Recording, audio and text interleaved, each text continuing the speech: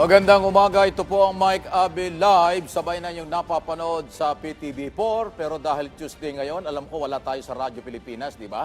Para hindi nalilito yung mga tao kasi may nagreklamo sa akin. Sinasabi mo, nasa radyo ka, wala ka naman sa radyo. Pag Tuesday, alam ko wala po sa Radyo Pilipinas. Para malinaw lang. Pag Tuesday lang, okay? Sa ibang araw, magkakasama tayo. IBC 13 Facebook page, Mike Abe Live. Ngayong araw ng Tuesday, February 11, 2025 na po. Unang araw na ngayon ng bulahan, unang araw ng kampanya, unang araw ng gimikan, unang araw din po ng Operation Pakilala dahil kailangan nila ang boto ng mga Pilipino sa buong mundo. Kasi ngayon nga po ang opisyal na pagsisimula ng kampanya ng lahat ng kandidato sa national position. Ano yun? Mga party list, congressman, kandidatong party list, under party list law, worldwide ang kailang kampanya, katulad din ng ating mga senador. Okay? Kaya mga kababayan, Luzon, Visayas, Mindanao at sa buong mundo, maghanda na po tayo. Simulan na din natin ngayong araw na ito ang pagkilates. Kung sino ang karapat-dapat nating gawing senador, kailangan bang sila'y makabalik pa o hindi na, o maglagay tayo ng mga bagong pangalan, bagong talento, bagong mukha, dyan po sa mataas na kapulungan at yung mga kinatawan ng party list organization under party list law. Ayan paalaala lang po. At simula ngayon hanggang May 11 ang 3 buwan na kampanya ng national candidate. Ang local naman sa Marso pa, huwag kayong sasabay. Hindi pa kayo opisyal na pinapayagang mga kampanya ang local candidate mula district congressman, governor down to councilor sa mga municipal at city sa buong bansa. Mga kaibigan, narito na po ang ating mga balita. Kasado na po ang Oplan Baklas ng COMELEC. Ngayong simula na nga po ang kampanya, campaign period para ho sa midterm election 2025. Ito isasagwa sa buong bansa. Layunin anya na alisin ang mga campaign materials na inilagay na ipinagbabawal sa lugar at sobra ang sukat at itinakda ng COMELEC. Meron ho kasing laki ng building Kung anong laki ng building, yun din ang lagay ng tarpaulin So kasama na rin ang pakapalan ng mukha sa mga panahong ito. Nagsimula na. Pero ngayon, Operation Baklas, gastos na naman ito. Hindi ba pwedeng kasuhan yung mga naglagay na yan? Imposible namang hindi alam yan ng kandidato. Kalokohan at palusot lang yan. Hindi ko alam yan. Ibinigay lang niya at kinabit ng aking supporters. Hindi naman ikakabit yan kung walang pahintulot Kaya chairman, siguro hindi lang po yung pagbaklas kasi gastos yan Papanagutin na rin ninyo ang mga kandidatong nandyan sa mga tarpuling naglalakihan, umaabuso dahil kasi only in the Philippines. Sa ibang mga bansa, walang ganyan Dito lang ho talaga, kampanya pa lang, wala pang kampanya, ngayon nagsisimula na, marami hong nanglalamang, nanggugulang. Kaya tayo walang pagbabago, kampanya pa lang, nagdadayaan na Kaya tayo walang pagbabago, kampanya pa lang, nagpapalusot na Kailangan no one is above the law. Ignorance of the law exercises no one. Yan ang dapat na gawin ng ating COMELEC at suportado namin kayo. Samantala, Attorney Noli Pipo, tama ba? Itinalaga na daw po ni Pangulong Ferdinand Marcos Jr. bilang bagong komisyoner ng COMELEC. Si Atty. Pipo daw po ay Regional Director ng COMELEC sa Ilocos Region at una nang inanunsyo ng COMELEC ang pagkakatalaga naman kay Atty. Maria Norina Tangaro Casinal. Ang haba naman ang pangalan nito. Atty. Casinal bilang bago ring commissioner, COMELEC commissioner, at si Atty. Casinal daw naman po ay naglingkod sa Law Department ng ahensya mula noong 2016 at papalitan niya sa pwesto ang sina Commissioner Socorro Inting at Marlon Quejo. Quejo, tama ba? Na nagretiro na. Ayun, nagretiro ho sa mga pwesto noong ikalawa ng Pebrero ngayong buwang ito. Ayun, so congratulations. May nagretiro na at mayroong bagong itinalaga. Ay, mabuhay po kayo. Maganda ito, mag-i-eleksyon, masusubukan ng inyong galing, katapatan, at diskarte kung paano ayusin at malinis at kapanay-paniwala ng halalan sa Mayo 12 ng taong ito. Formal nang isinumite ng Agri-Party List Congressman Wilbert Lee kay COMELEC Chairman George Erwin Garcia ang kanyang certificate of withdrawal. Ang daming tarpaulin ito. Ito yung pinakamarami yata ang tarpaulin Nag-withdraw sa pagtakbo sa pagkasenador kahapon. Ayon kay Congressman Lee, ang kakulangan niya ng sapat na at makinarya at panahon ang nag-udyok sa kanya para umatras sa paparating din o sa paparating na 2025 midterm election. Abay, nakakagulat yan. Napakarami ho ng tarpaulin yan eh. Magpunta kayo sa kung saan-saan, sa mga skyway, nandiyan ang mukha niyan. At kung saan-saan. Pero nag-withdraw dahil kulang daw ho ang makinarya. Ayan, sana yung iba mag-withdraw na rin. Marami diyang talagang hindi lang makinarya ang kulang eh. Pati kaalaman kulang. Maraming kandidato, ultimo kaalaman kulang, hindi lang makinarya. Pero tumatakbo pa rin. Sabi ko nga sa inyo, pakapala ng apog yan eh. Baka makakalusot. Pero tayo mga Pilipino at mga butante, tayo ang magsusuri niyan dahil nag-a-apply sila ng trabaho. Lahat ng kandidato nag-a-apply ng trabaho. Tayong mga butante ang susuri sa kanilang qualification, kakayanan, katapatan, kung talagang sila ay dapat nating pagkatiwalaan ng 3 taon, 6 na taon, o kung ilang taon ang termino ng mga local at national candidate. Maging marunong para hindi tayo mabudol, maging mapagsuri para hindi magsisi sa ating mga iboboto. Inalerto ng Department of Health ang kanilang Center for Health Development kasunod-anya ng pagtaas ng kaso ng hand, foot, and mouth disease. Kala natin sa baboy lang ito pati pala sa tao. Base kasi sa datos, umaabot na ho sa 1,517 ang tinamaan ng hand and foot and mouth disease sa unang 18 araw ng taong 2025. Or mas mataas ito ng 23% kumpara sa kaparehong panahon noong nakaraang taon. Ayan, tumaas daw po yung foot and mouth disease sa tao. Yung mahilig diyang manghalik. Mahilig diyang, kung ano man ang hilig nyo, bahala na kayo. Ingat na lang ho. Akala natin sa baboy lang may ganyan eh. Sa tao pala may ganyan din. Delikado yan. Wala umanong balak si Senate President Chis Escudero na mag-request ng special session nga po para sa impeachment laban kay Vice President Sara Duterte. Giniit ni Senador Escudero na itinuturing nila na ang impeachment complaint laban kay Vice President Sara ay tulad anyang iba pang nakalipas na impeachment cases. Ayun. So, ayaw talaga niya ngayon. Maliban lang kung ang Pangulo ang gagawa. Sige, special session kayo, tapusin muna niyo ang ibang mga panukalang batas dyan. Ayan, pwede nang isingit yung impeachment issue. Pero kung wala, sa June na. Kaso bitin sa oras, malamang sa July pa ito. Naku, yung 20 Congress, ay hindi naman pwedeng sa July kaganagad kasi mayroong SONA. Malamang sa Agosto pa yan. O, di ba? Ang tagal. Ang tagal, patagal ng patagal. Pero marami pong mga abogado ang sumisigaw, now na. Dahil yan ang sinasabi ng saligang batas. Iba lang ang interpretation ng mga abogado sa mga batas natin. Pero ang marami nagsasabi, merong jurisdiksyon at obligasyon. May mandato ang Senado na gawin ngayon ang trial. Dahil ang recess ay hindi dapat maging basihan sa trial. Dahil ang recess ay sa paggawa ng batas. Ang trial ay hindi paggawa ng batas. Kasi impeachment trial nga ito. Ayan. Sa kaugnay ng mga balita, impeachment trial laban kay Vice President Duterte. Pagkatapos na daw ho ng State of the Nation Address, ito na nga sinasabi natin, ng Pangulong Marcos Jr. na magsisimula ayon kay Senate President Escudero. Di sa July pa yan, August pa yan. Kasi ang SONA, ano yun last week ng last Monday ng July. Wow, patagal ng patagal Paliwanag pa ng Senate President, may mga proseso pang kailangang gawin bago ang mismong paglilitis. At may mga kailangan pang gawin gaya ng pagbubuo ng impeachment rules at pre-trial procedure. Di gawin na nyo ngayon? Hindi ba pwedeng gawin nyo talaga mga senador? Pambihira ka naman Baka naman medyo pwedeng bawasan yung recess at magtrabaho muna kayo para ayusin yung rules na yan. Kung babalik kayo sa June 2, tapos doon pala nyo gagawin yung rules, ay malamang July na nga magkasona, baka September pa, August pa yan. Ang magkasona, magkaroon ng trial. Kasi yung paggawa ng rules, hindi naman overnight yun. Matagal-tagal din yan. Talaga lang Sa bagay ako naniniwala, pasintabi na. Sabi nga sa aming lugar sa lalawigan ng Batangas, sa Southern Tagalog, pag ginusto, maraming paraan. Pag ayaw, marami ring dahilan. Palagay ko, yan ang nangyayari ngayon.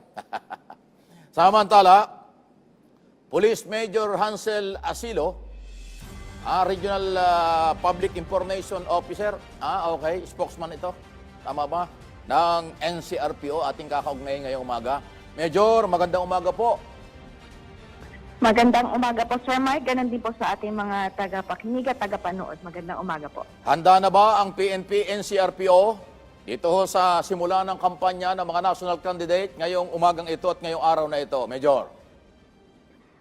Sa ngayon po, kagaya ng dati, nakalatag pa rin po yung ating mga checkpoints at saka po yung ating security measures is intact po para po doon sa mga ngailangan po ng ating assistance, yung mga kailangan pong magkaroon po ng police visibility, pinupuntahan naman po ng ating kapulisan. Well, isa sa mga, alagay ko dahil national naman itong pinag-uusapan ngayon, wala magiging problema dito sa Metro Manila, maliban lang yung mga motorcade, yung mga rally, siyempre may mga pulis, mayroong permit yung galing sa pulis.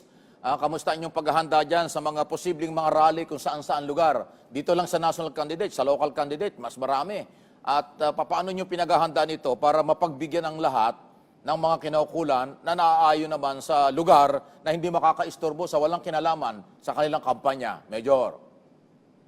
Since meron naman po tayong prior coordination bago po maganap itong mga rallies po na ito, nakakapag-prepare po ang ating mga city police stations kung saan po sila magpapadala ng dagdag na tao, kung kinakailangan po na kung ma-anticipate po natin na mas marami po yung pupunta, lalo po yung mga supporters na pupunta doon sa kanilang mga kandidato, is dinadagdagan po natin yung mga tao. Bali po, tuloy-tuloy lang po ang coordination na ginagawa natin with LGUs. Ganun din po doon sa mga kakandidato at sa iba pang government agencies na mangangailangan po ng ating suporta. Pagdating naman sa COMELEC gun ban at checkpoint, so anong gagawin nyo? Dadagdagan nyo yung checkpoint? Pas palalakasin pa ito, di ba? Araw-araw na ito. So ano ang plano ng NCRPO, Major? So far po kasi nasa kulang more than 300 po yung checkpoints na isinasagawa natin araw-araw. So dadagdagan po natin ito on a need basis. 300 po na checkpoints daily na minaman po ng 2,400 na PNP personnel. Meron na bang may tuturing na special concern ang PNP at ang COMELEC dito sa Metro Manila under ng NCRPO, Major? Sa ngayon po, wala po mga high-risk areas or areas of concern po dito sa atin sa National Capital Region. So wala pang kasi sa bagay, pagdating sa local, sa Marso pa yung kampanya. So maging sa local, wala naman kayo nakikitang concern na medyo mainit ang labanan ng mga local candidate kung sakali? Sa ngayon po, wala pa naman po at minomonitor po natin kung meron pong magiging pagbabago o mas kinakailangan po natin ng mga areas na tutukan at mapapabilang dun sa high-risk areas po natin. Policy ni General Marbil, ang ating PNP chief, na bawal ang mga pulis mag-escort nang wala sa lugar dahil kamag-anak, kumpare, kung anumang relasyon sa kandidato. Paano pinapatupad ito ng NCRPO, Major? Simula po nung mag-start yung ating election period, meron na po tayong mga police officers na na-relieve po dun sa kanilang mga pwesto, sa kanilang mga areas kasi po kinoconsider natin sila na pwedeng maka-apekto dun po sa ating mga kakandidato, yung po may mga kamag-anak or mga supporters, inililipat na po natin. Sa ngayon po, wala na po tayong mga PNP personnel na mako-consider natin na makaka-apekto dun sa mga kandidatura ng mga nandun sa kanilang mga area. Paano, Major, kung ang palusot ng pulis, wag naman sana, pasintabi na, kamag-anak ko ito, tsaka hindi naman ako naka-duty ngayon, nakasibilya naman ako, pulis nga ako, pero hindi naman ako naka-duty. Kaya tinutulungan ko si ma'am, kaya ko tinutulungan si kumpare, kaya ko tinutulungan si Mayor. Pwede bang palusot yun, Major? Hindi po, kaya po araw-araw po natin silang nire-remind na ang PNP po is non-partisan. Neutral po tayo at yan po ay binabantayan natin kung yun pong mga known natin na may mga kamag-anak na kakandidato or mga officials is mababantayan po natin at mariremind natin sila na sila ay miyembro ng PNP at tayo po ay wala po tayong dapat na kinikilingan. Sa inyo bang pagkakaalam at policy ng COMELEC, ilan ba ang allowed na security ng isang kandidato sa national position, Major? Sa amin po dito sa NCR, wala po kami kasing sinisecure na mga politiko, lahat po ng mga VIP or yung mga kailangan po na mag-secure ng mga public officials at mga politiko is manggagaling po ng PSPG po. So dito, sa pagkakaalam ko po, maximum po ay dalawa. Dalawang PNP personnel lamang po. So importante ma-identify natin dalawa lang kasi kung hindi nyo alam kung ilan, hindi nyo alam kung paano ang violation. Ngayon, sinabi mo, dalawa lang. So pag ginawan 3, 4 o 1 dosena ang bodyguard ng mayor or tumatakbong senador, bawal na yon, di ba, Major?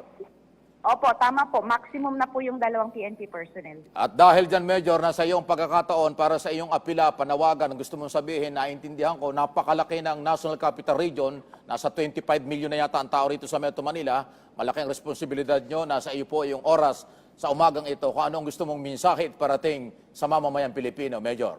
Sige po. Salamat po. Opo. Sa ating po mga kababayan, kami po ay nananawagan sa inyo na maging maingat at mapanuri sa ating mga kilos at desisyon. Ang ating pong kaligtasan at kaayusan ay nasa ating mga kamay at mahalaga po ang ating pagkakaisa upang panatili ang kapayapaan sa ating komunidad. Hinihikayat po namin ang lahat na maging mahinahon, mapagbantay at makipagtulungan sa ating kapulisan. Maraming salamat. Naku, salamat po at mabuhay ang ating PNP. Good morning, ma'am. Mabuhay ang ating NCRPO. Maraming salamat po. Mga kaibigan, Police Major Hazel Asilo, parang taga-Southern Tagalog yata ang mga Asilo, hindi ko na itanong. Regional Public Information Officer, National Capital Region Police Office o mas kilalang NCRPO. Ayan po dalawa lang ang bodyguard. Okay? At bawal ang sobra at yung mga palusot na sila ay nakasibilyan, hindi naka-duty, pwedeng maging taga-suporta ng kandidato politiko, hindi rin ho papayagan yan. Bawal ang palusot. Dahil ang palusot ay nagbubunga ng sigalot or problema sa seguridad ng bawat isa. Ayan. 19 na minuto makaraan ng alas 9 na umaga. Diyan lang po kayo, magbabalik pa. Halos nagsisimula pa lang ang mga balita dito po sa Mike Abe Live.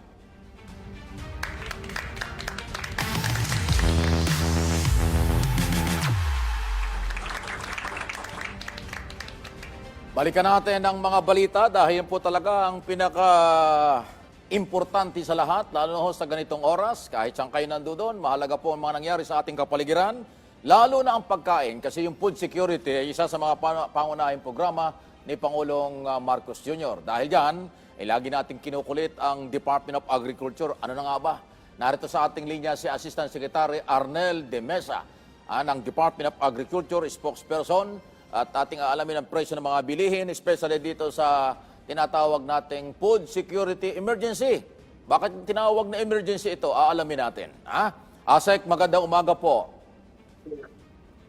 Asek, Mike, good morning. Magandang umaga po sa lahat ng taga-subaybay ng inyong programa. Ilang araw namin binabalita itong food security emergency. Pakipaliwanag mo bakit ba tinawag na food security emergency? Emergency ba? Ibaba ang presyo? Emergency ba dahil may kakulangan sa pagkain? Ano talaga ang totoo?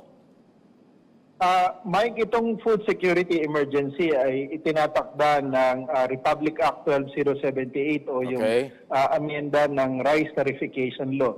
Ito ay para lamang sa bigas at ayon na rin sa Section 6 ng nasabing batas, may dalawang pangunahing batayan para masabi na pwedeng magkaroon ng deklarasyon ng food security emergency.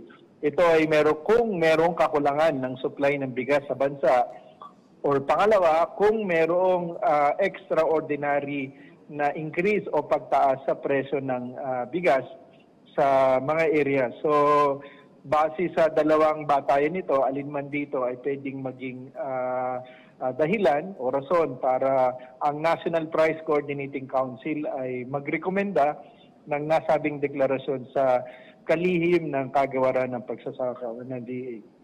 Okay. So yan yung itong ngayon, yung deklarasyon ngayon ng food security emergency, wala tayong kakulangan ng supply ng bigas sa bansa. So ang naging dahilan ng nasabing rekomendasyon ng NPCC kay DA ay yung extraordinary increase sa presyo ng bigas na naranasan natin mula noong July 2023 hanggang last year. Well, artificial yan or bawal yan, may pananagutan under the law. Ano ang gagawin ng DA? Natumbok mo, yung supply, walang problema. Pero artificial yung sistema ng yung price nito. So may something, may nagsasamantala, may mga nandadaya. Ano ang gagawin ng gobyerno? On the part ng DA, nakasaad din sa nasabing batas ko na yung mga hakbangin na pwedeng gawin ng DA kung merong mga ganitong deklarasyon. Una ay pwedeng ang DA ay maglabas ng stocks ng NFA sa mga lokal na pamahalaan, sa mga government agencies at saka sa mga kadiwa centers. At kung maubos yung supply, pwedeng mamili sa mga lokal na pamahalaan at kung talagang wala na, sa mga lokal na magsasaka at kung talagang wala pa rin, ay pwedeng mag-import ang DA, pwera lang ang NFA. So ito yung mga hakbangin lamang na pwedeng gawin ng DA na itinatakda ng nasabing batas, Mike. Well, yung issue ho nga ng mataas na presyo, nandun na tayo sa, sabi mo, may sapat na supply, kung ano man, yung paulit-ulit na mataas na presyo at hindi nila maibaba. Di ba may problema tayo doon? Di ba kasama yon sa food security emergency under the law na dapat ay inaalam at kung ano yung problema, binibigyan ng solusyon. Sa ngayon, nakikita ba nyo na mayroong nagsasabotahe? Mayroong nagsasamantalang mga negosyante?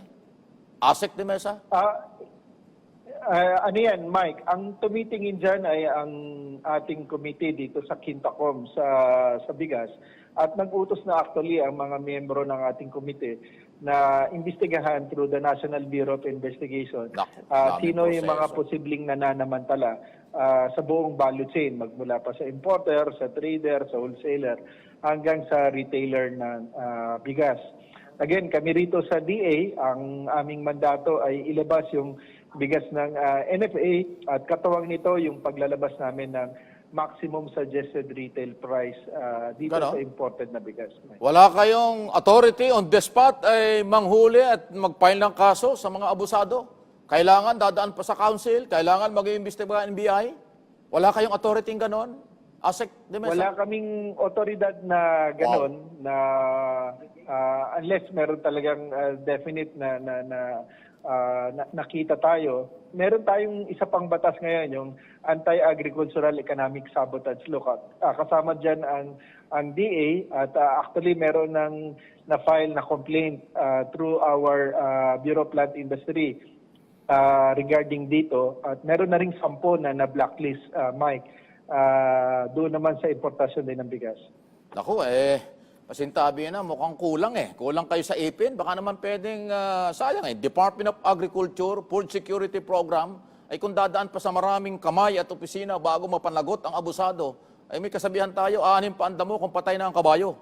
Hindi ba pwedeng magkaroon kayo ng authority on the spot? Pwede kayong magkumpiska at mag-file ng kaso sa mga abusado para naman matuwa ang consumer na Pilipino, Asek?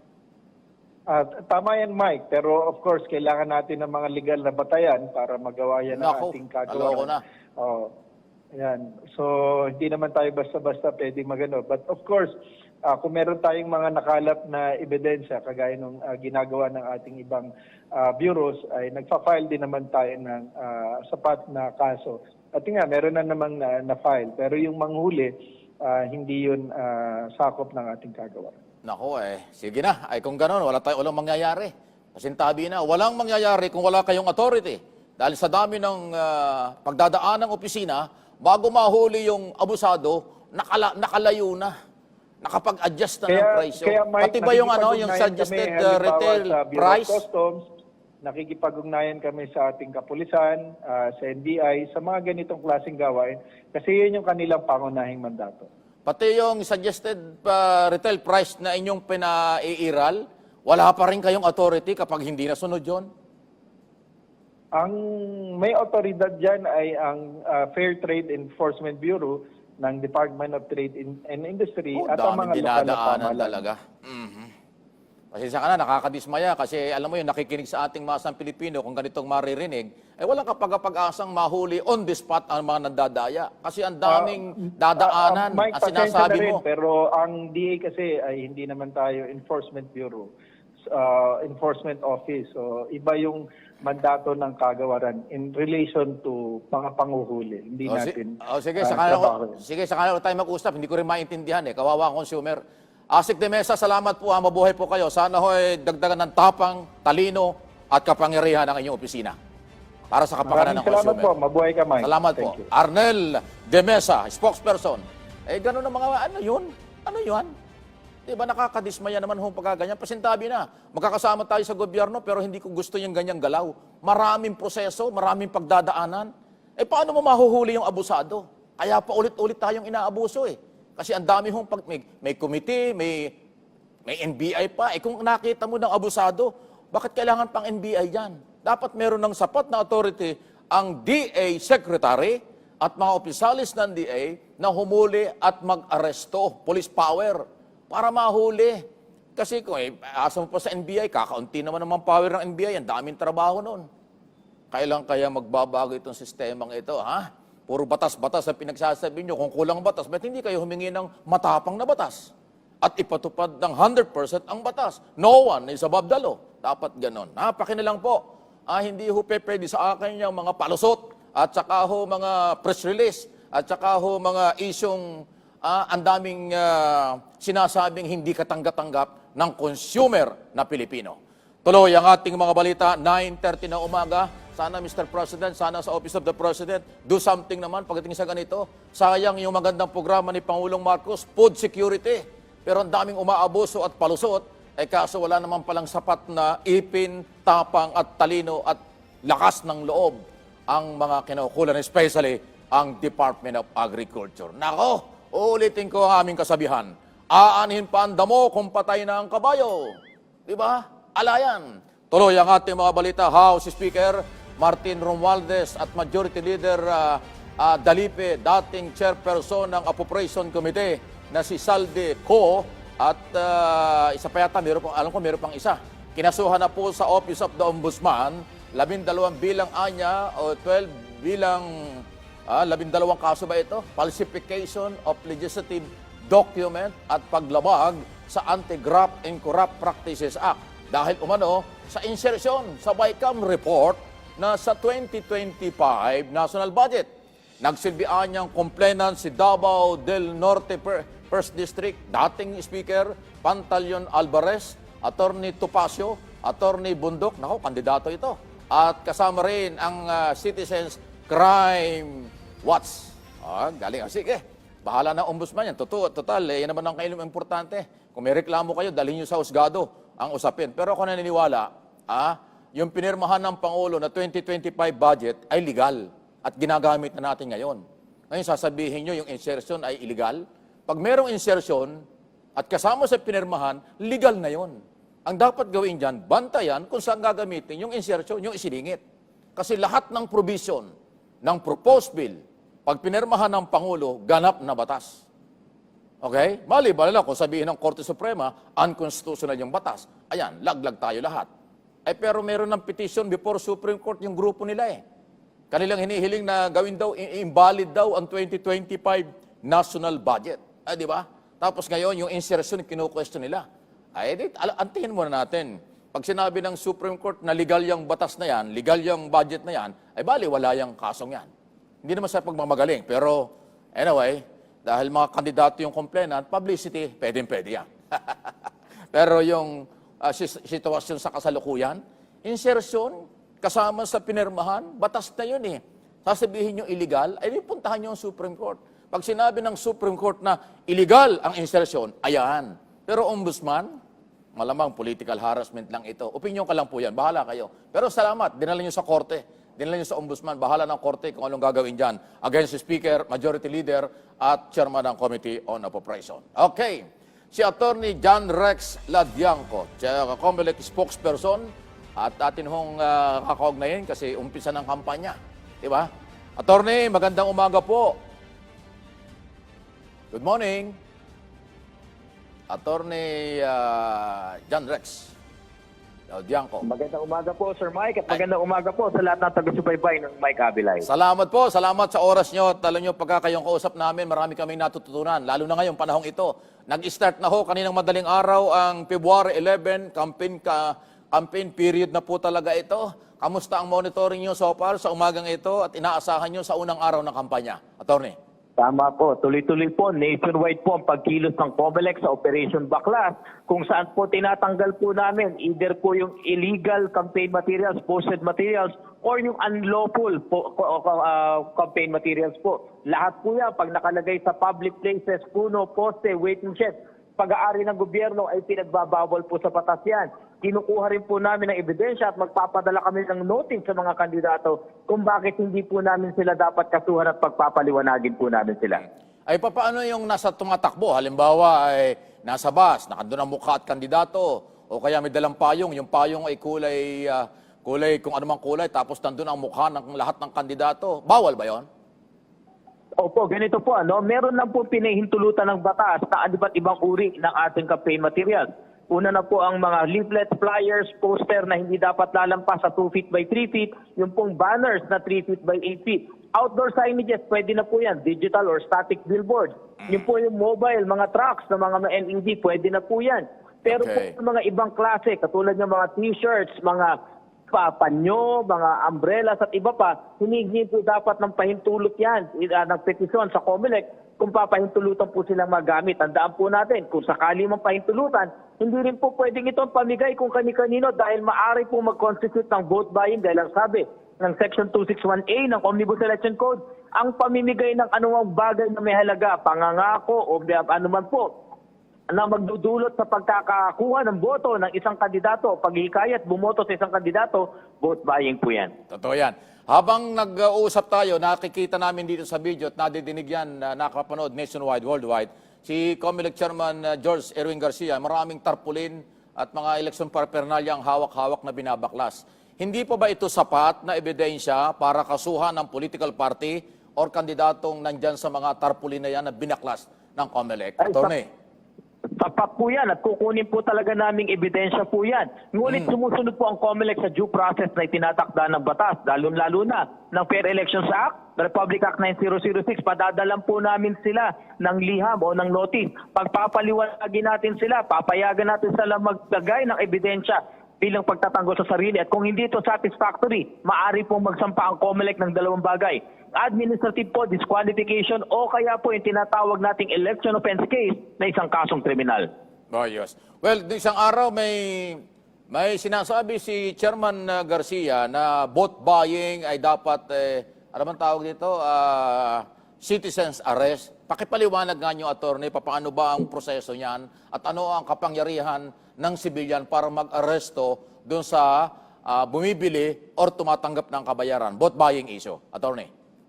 Opo, yung ating pong citizens arrest, hindi naman po bago yan. Lalong-lalo na yung warrantless arrest dahil nakalagay po yan sa Rule 130 ng ating Rules of Criminal Procedure kung saan sinasabi po na kung sakali mang ginagawa ang krimen sa harapan mo ngayon, pag flagrante delicto, pwedeng arestuhin ng walang waran. O kaya po katatapos lang maganap at yung pong ating peace officer o ating mga kababayan ay merong sapat na impormasyon na talagang yung tao na yon ang gumawa po ng krimen, pwede po talaga arestuhin. At ikatlo pa nga po yung fugitive from justice.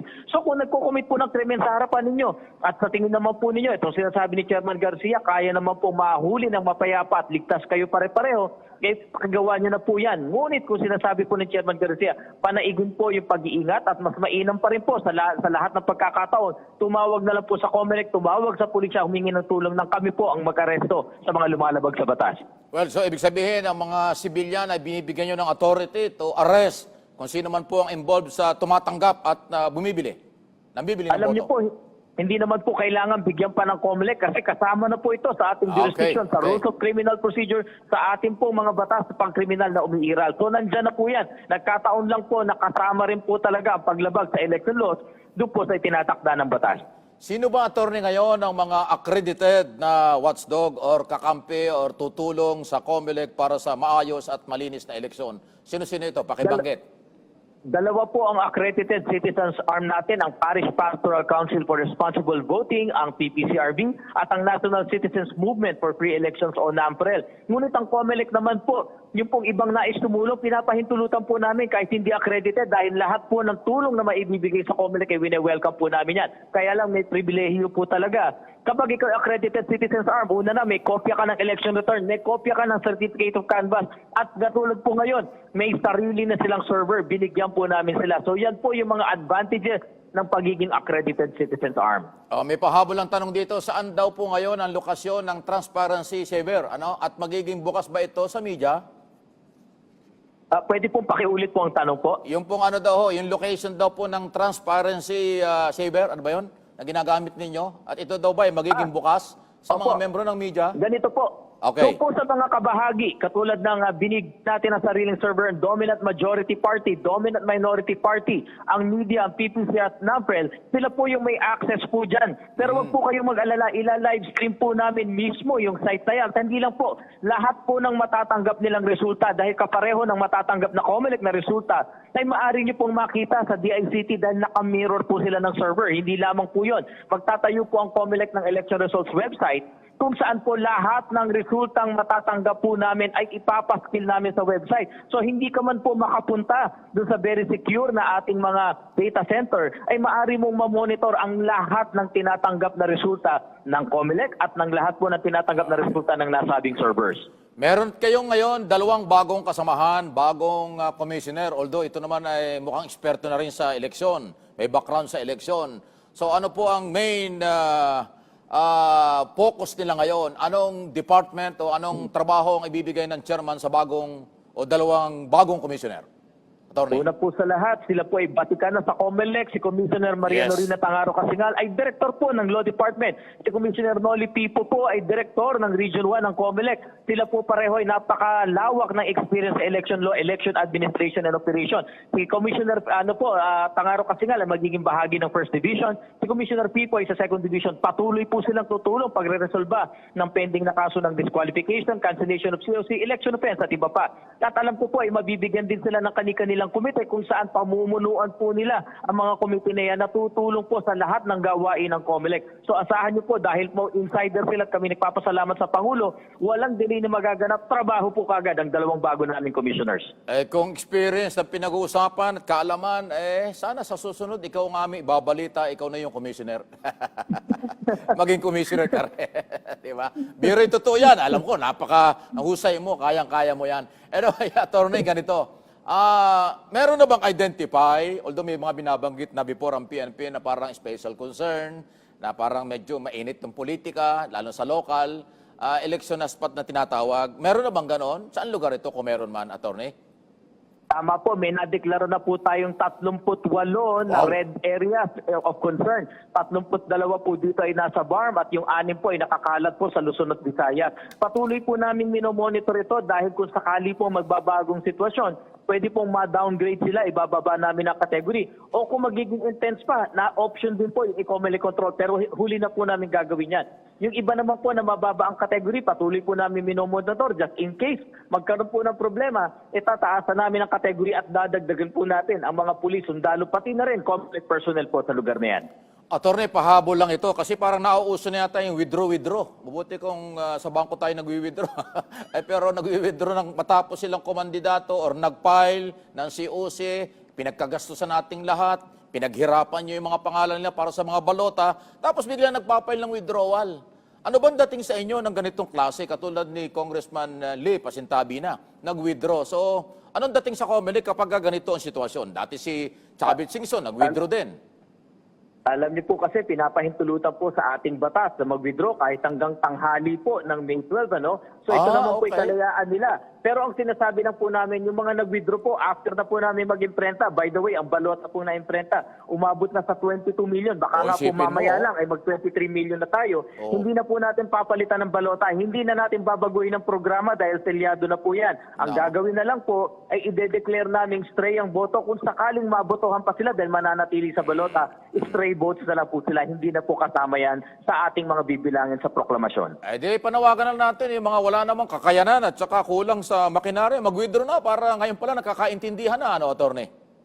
Opo, kaya lang po, meron po kasing desisyon ng ating kataas-taasang hukuman na hindi po porket walang kakayanan, hindi porket hindi kilala, walang makinarya, walang political party, ay automatic na inunuwisance candidate po namin. Kami po ay napagsabihan na ng Korte Suprema. So yung po pag pumasok sa 5 kwalifikasyon, ay talaga naman po papintulutan po ng COMELEC yan. Pag nag-withdraw, wala tayong magagawa. Kaya nga lang, sayang naman, nandun na yung pangalan, baka maibuto pa ng ibang, hirap niyan, ano ha? Anyway, talagang ganyan mayroong mga nabigla yata, napadaan lang, nag-file na nung mahirap, tapos ngayon magbabawi. Anyway, sana nga marami pang mag-withdraw para kakaunti na lang pagpipilian. Di ba? Di ba? Mas parang hindi nahihirapan ng mga tao. Pagka 20 na lang ang pagpipilian, 12 kailangan, di maiksi na yung listahan. Ngayon, ilan ba ang kandidatong senador nga pala, attorney? Wow. Po, 65 po ang ating kandidatong senador at 156 naman po para sa party list. Ang dami pala talaga. Anyway, Atty. dahil unang araw na sa iyong pagkakataon, sa iyong apila, panawagan, paalaala, Atty. nasa iyong oras dito sa People's Television at lahat ng ating pinaglilingkuran mamamayang Pilipino sa buong mundo. Sige po. Maraming salamat po, Sir Mike. Sa lahat po ng kandidato, hinihiling po namin at pinapakiusapan na namin kayo na kayo po sumunod sa lahat ng alituntunin sa pangangampanya dahil hindi po magdadalawang isip ang COMELEC na i-disqualify kayo at sampahan kayo ng kasong election offense kung kayo po ay lalabag sa Fair Elections Act. At sa ating po mga kababayan, sana po ngayon pa lang simulan na nating pilatisin sila. Tignan po natin ang kanilang behavior sa pangangampanya. Kung simpleng patakaran sa pangangampanya hindi kayang sumunod, ito po ay gawin natin basihan. Huwag po nating iboto dahil po yung magnanganais sila maglingkod bayan, batas hindi kayang sumunod, paano po sila maggagawa ng batas o magpapatupad ng batas? Maraming salamat po, Sir Mike. Mabuhay po kayo. Salamat po at mabuhay po kayo. Mga kaibigan, si Atty. John Rex Laudianco na po, talagang napakalinaw ng kanyang mga paliwanag, spokesperson ng Commission on Election. Ayan, qualified yan sa kahit anong posisyon. Abogado na at mahaba pa ang karanasan sa COMELEC. Ayun. So ayan na, mga warning, mga paalaala, biro'y totoo. Sinabi ko, kung gusto nyo mag-withdraw kayo para kakaunti na lang pagpipilian. Ang dami palang kandidato, 66 daw. 50 plus daw naman ang party list. Ang dami yan, di ba? Tuloy ang ating mga balita, 9:45 na po na umaga. Iginagalang ng Kamara ang paghain ng reklamo sa Ombudsman. Kaugnay pa rin ng umano'y insertion or singit na budget sa 2025 national budget. Sabi ito ni Assistant Majority Leader Jude Asidre, hinihintay na lamang muna ang reklamo at aaralin ito. Ngunit, nanindigan ang mamabatas na walang anomalya sa nilagdaang pambansang pondo. Ayan. Ayon naman kay Deputy Majority Leader Paulo Ortega nga po ng La Union, Assistant Majority Leader Jay Konghan, ng Sambales ito, di ba? Ang reklamo ay isa lamang pamumulitika at layunin pahinain ang liderato ng Kamara. Malinaw din daw na inililihis lang nito ang atensyon ng publiko mula sa tunay na isyo. Ano yon? Impeachment trial ni Vice President Duterte. Ayun, ang tugon. Sapul. Ayan, bahala na kayo. Balita lang po yan. Ito yung talaga ang galawan nila eh. Napanood ko yung press conference nila kanina nung isang kahapon at reaksyon sa bagay na yan. Good luck! Kung political harassment, kung ano man, ayan ayun yung matindi sinabi ng Congressman na Sambales. Dinadivert lang daw yung iso sa impeachment, kinakasuhan ng Speaker at Majority Leader tungkol doon sa insertion. Ay pagka, napermahan na nga yung insertion eh.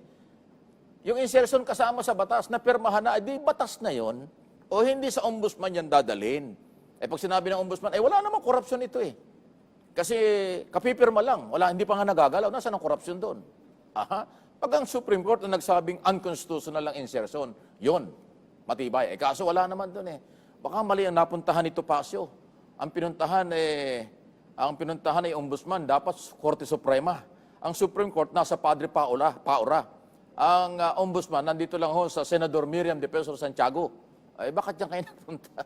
Kinu-question nyo yung batas. Ba't diyan kayo nagpunta? Talaga lang Sabagay, publicity yan. Umabot na sa 180 na dayuhang pugante na wanted sa iba't ibang krimen sa kanilang sariling bayan. Bakit nagpuntahan kayo rito? At naaresto na ng Bureau of Immigration noong 2024. Mas mataas anya ito kumpara sa 128 na nahuli noong 2024. Ginagawa tayong takbuhan ng mga kriminal na may mga kasong krimen sa ibang bansa. Kasama ba dito ang pogo, illegal drugs, at illegal na pagbili ng mga libu-libong hektarya ng mga property ng mga farmers sa Central Luzon at Northern Luzon? Yung ba yun? At matindi Sige, bilis-bilisan pa ninyo ang paghahabol sa mga kriminal. May mga kasong kriminal sa kailang bansa, nakakapasok dito sa bansa, Pilipinas, ini-escort pa ng mga kawatan. Pag pumasok dito, ini-escort pa ng mga tulisan dyan sa airport Pambihirang buhay ito. Talaga lang. Samantala, Attorney Luis Mirando, Calano. Sino ito? Pagulayan, ang haba ng pangalan. Ayun pala itinalaga ni Pangulong Ferdinand Marcos Jr. bilang bagong commissioner ng Civil Service Commission. Papalitan ito sa pwesto ang commissioner na si Aileen Lisada. Wow, nagretiro na pala tapos na pala ang termino ng Lisada Noong ikalawa ng Pebrero 2025 ngayon lang. Ayun, nagretiro na. Ganun talaga. Pag nagretiro ka, babay talaga. So may bago ng commissioner. Pero ang chairman dyan, di ba nag-resign na rin, tumakbong mayor ng Davao? Yung kalaban ng mga Duterte, si Carlo Nograles. Yun ang dating chairman dyan eh. Pero ngayon, ang pinag-uusapan ay commissioner. Kasi may chairman, may commissioner. Magaganda yung posisyon na yan. Constitutional body yan. Impeachable lang ang impeachable official yung mga yan. So, hindi sila basta-basta maaalis yan. Maliban lang kung retirement. Walang laban. Pagka-edad ng kalaban. Wala tayong kalaban-laban dyan, di ba? J. Mark Dagala, Radyo Pilipinas. Kahit hindi tayo naririnig sa Radyo Pilipinas pagka Tuesday kasi mayroong ibang programa yata doon. Ewan ko kung anong programang yon. IT specialist, umano'y konektado sa COMELEC, arestado ng CIDG sa NCR sa Marikina City dahil sa pamimeke o pangingikil. Pangingikil sa isang kandidato. Ba matindi ito ha? Ang aga naman itong kikilang ito. Kaumpisa lang kampanya. Narito ang live report. Partner, arestado nga ng mga tauhan ng Criminal Investigation and Detection Group Regional Field Unit NCR ang 3 lalaki sa Marikina City. Ito'y dahil sa pagkakasangkot nila sa panloloko gayon din sa pangingikil sa isang kandidato sa pagka-alkalde. Gayon din ay dinamay na nito yung isa pang kandidato sa pagka-vice-alkalde naman sa lalawigan ng Cagayan. Ayon sa CIDG, inireklamo ang mga salary matapos na mangingi ng 70 milyong piso sa mga hindi pinangalan ng kandidato sa bayan ng Enrile. Pangako ng mga naaresto, kaya umano nila papanaluhin ang mga naturang kandidato dahil sa nagpakilala silang IT expert na konektado sa Commission on Elections of COMELEC. Lingid sa kanilang kaalaman, nakipag-ugnayan ng mga biktima sa CIDG at nasukol din ang mga salarin matapos na mahuli sa akto ng bayaran.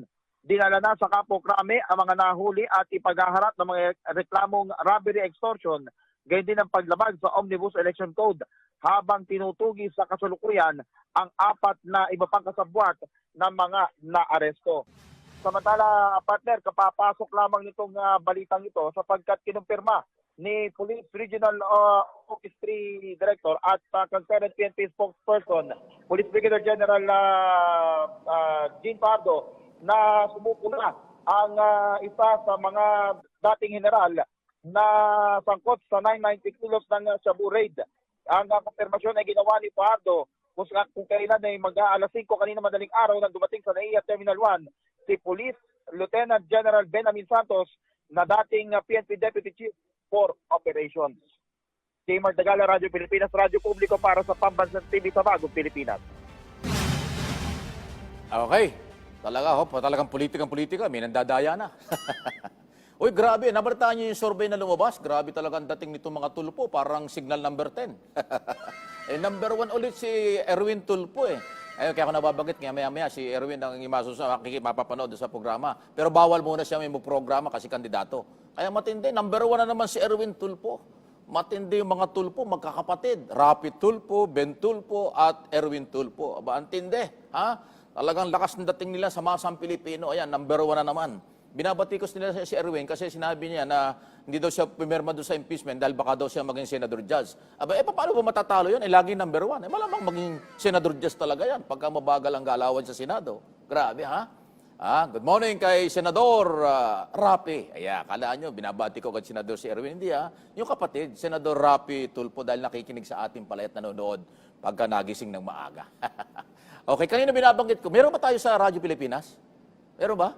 Kasi alam ko pagka Tuesday, wala tayo doon. Meron yatang bagong program. Ano bang nangyayari dyan? Anyway, dati mayroong programang iba dyan na ginawa. Ewan ko, baka ibinalik na ulit. Magandang umaga po sa mga nakikinig sa Radyo Pilipinas.